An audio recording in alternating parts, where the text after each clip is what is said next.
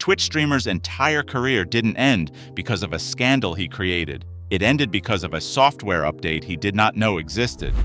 On January 22, 2026, popular content creator Lacari accidentally opened Microsoft Notepad during a live stream. For a few seconds, viewers saw something they were not supposed to. What followed was one of the fastest and most disturbing downfalls in streaming history. Hi, I am the Internet Anarchist. I create weekly YouTube documentaries, and today we are diving into how a single accidental click exposed something far darker than anyone expected, and why the internet's response says just as much about platform accountability as it does about Lacari himself.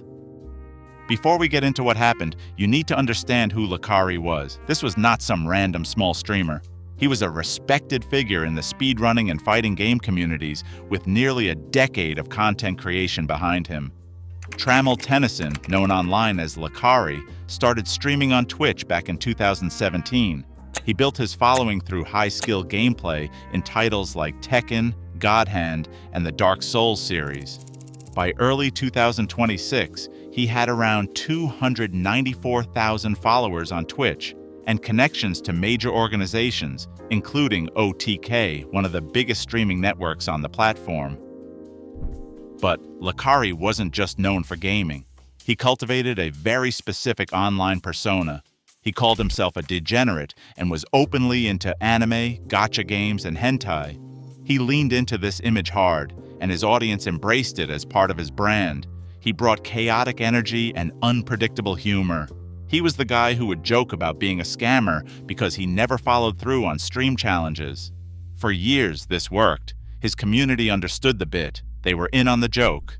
But here's the thing about building a persona around being an unapologetic degenerate. When something actually degenerate happens, people have a harder time giving you the benefit of the doubt. January 22, 2026. Lacari is live on Twitch playing StarCraft. Everything seems normal. Then he opens Microsoft Notepad. What most people do not know is that Windows 11 introduced a feature where Notepad automatically saves and reopens your previous session. Whatever tabs you had open before, they come back. It is meant to be convenient. For Lacari, it was catastrophic. For a few seconds, viewers saw multiple tabs. One contained a link. When people investigated that link, they found access to a folder containing over 1,700 files. The labels on these files included words like jailbait, lowly, teens, and family nudism. Within hours, the clip hit Reddit's livestream fail subreddit. It went viral, gathering over 24,000 upvotes in a single day. Screenshots spread across Twitter. The streaming world was watching. And Lacari? He kept streaming. This is where things get really bad. What you do immediately after a crisis often matters more than the crisis itself. Lacari tried to explain it away live on stream. He claimed the file had been downloaded automatically while he was browsing a website and that he did not trigger the download. He said Windows 11 keeps deleted files accessible even after you remove them. I was surfing a site, okay? The shit got downloaded. Like I did not trigger a fucking download, it got downloaded. His own moderator, Zenoda, was not buying it. In the middle of the stream, Zenoda typed in chat and told him to end the stream. This is not funny, this is not a joke or something you can laugh off. I hope that this somehow was a mistake or a virus, but it is looking real bad. You need to get help. I am unmodding myself and unassociating with you. Peace. When your own moderator publicly quits during your stream and tells you to get help, that is not a good sign, but it gets worse. Lacari then asked an AI chatbot whether having certain types of animated content was illegal in Texas. The chatbot told him that while regular hentai is legal, content featuring minor characters, known as lolicon, is illegal under Texas law. His response on stream was that keeping such videos was not worth it, and he would delete the hard drive. Not exactly the reaction of someone who had nothing to hide. The bans came fast. Kick issued a permanent ban against Lacari within hours. On that platform, his presence was gone forever. Twitch responded with a 7-day suspension. 7 days. Same evidence, same day, and two completely different outcomes. The disparity became its own controversy. If there is one thing every social media platform supposedly agrees on, it is that CSAM is the red line you do not cross.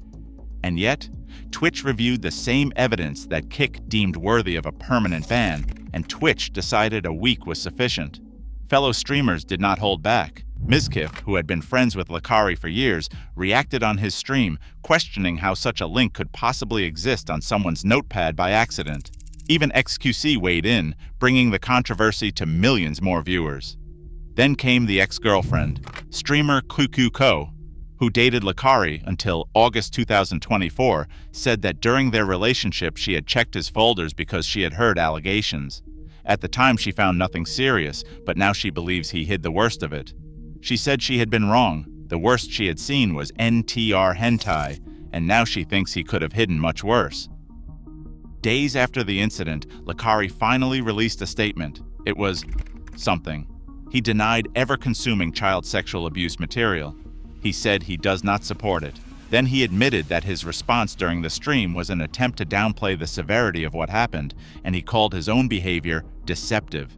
He acknowledged that the link gave access to abusive material for anyone to see. He said this is serious and harmful, and that trivializing abusive material on stream is not okay and can lead to real harm. Then came the announcement that raised even more eyebrows. Lacari said he was checking himself into a 30-day porn addiction recovery program. He said he would receive professional therapy and treatment, work out, and take an indefinite hiatus from streaming. This was presented as a path to rehab and recovery. Opinions split. Some people saw a genuine attempt at accountability, a man recognizing he has a problem and seeking help. Others saw damage control, a strategic pivot designed to reframe the narrative from a guy with illegal content to a guy struggling with addiction. Because addiction, while serious, is more sympathetic than the alternative. The debate was framed around accountability and intent. For many viewers, the question remained unanswered. How do you accidentally have a notepad file linking to 1,700 files of explicitly illegal content? The Windows 11 excuse only explains why the tab was visible. It does not explain why the link existed in the first place. The number 1,700 loomed over the explanation. What makes the Lacari situation particularly uncomfortable is what it reveals about platform accountability. Kick made an immediate, permanent decision. Twitch issued a 7-day suspension and nothing more, which many saw as the bare minimum.